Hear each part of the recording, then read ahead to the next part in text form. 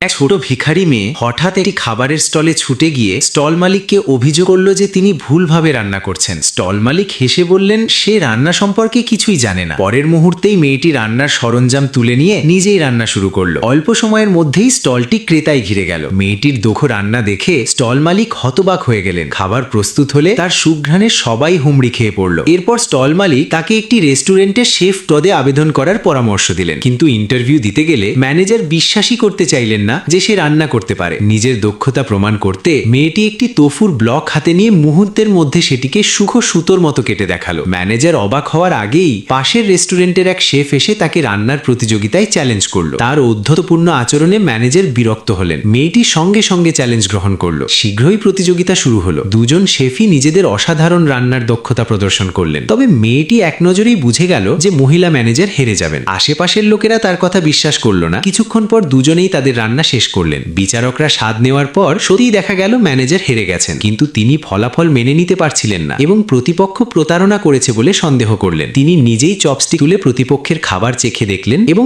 সম্পূর্ণভাবে পরাজয় স্বীকার করলেন। এ সময় প্রতিপক্ষ উদ্ধত ভরে জিজ্ঞেস করলো আর কেউ কি তাকে চ্যালেঞ্জ করতে চায়। হঠাৎ মেয়েটি উঠে দাঁড়িয়ে বলল সে চ্যালেঞ্জ গ্রহণ করবে। মহিলা ম্যানেজার চিন্তিত হয়ে পড়লেন। মেয়েটি যদি হেরে যায় তাহলে রেস্টুরেন্টের সুনাম নষ্ট হবে, কিন্তু মেয়েটি প্রতিযোগিতায় অংশ নেওয়ার ব্যাপারে অনড় ছিল। মঞ্চে উঠে মেয়েটি প্রথমে ডিম প্রস্তুত করলো এবং একেবারে সাধারণ উপকরণ ব্যবহার করলো। তারপর সে বিচারকদের সামনে খাবার পরিবেশন করলো। ঢাকনা উঠাতেই সুগন্ধ পুরো প্রতিযোগিতা স্থানে ছড়িয়ে পড়লো। কিন্তু যখন বিচারকরা দেখলেন যে খাবারটি ডিম ভাজা ভাত, তখন সবাই হেসে উঠলেন। তারা অনায়াসে চামচ তুলে এক চামচ খেয়ে দেখলেন। হঠাৎ একটি চামচ মাটিতে পড়ে গেল। একজন বিচারক দাঁড়িয়ে চিৎকার করে বললেন জীবনে এত সুস্বাদু ডিম ভাজা ভাত তিনি কখনো খাননি। আরেকজন মহিলা বিচারক বললেন এই খাবারে তিনি ভালোবাসার স্বাদ পেয়েছেন। প্রতিপক্ষ বিশ্বাস করতে না পেরে নিজেই এগিয়ে এসে স্বাদ নিল। হঠাৎ তার চোখে জল এসে গেল। সে বলল এই স্বাদ তাকে তার মায়ের হাতের রান্নার কথা মনে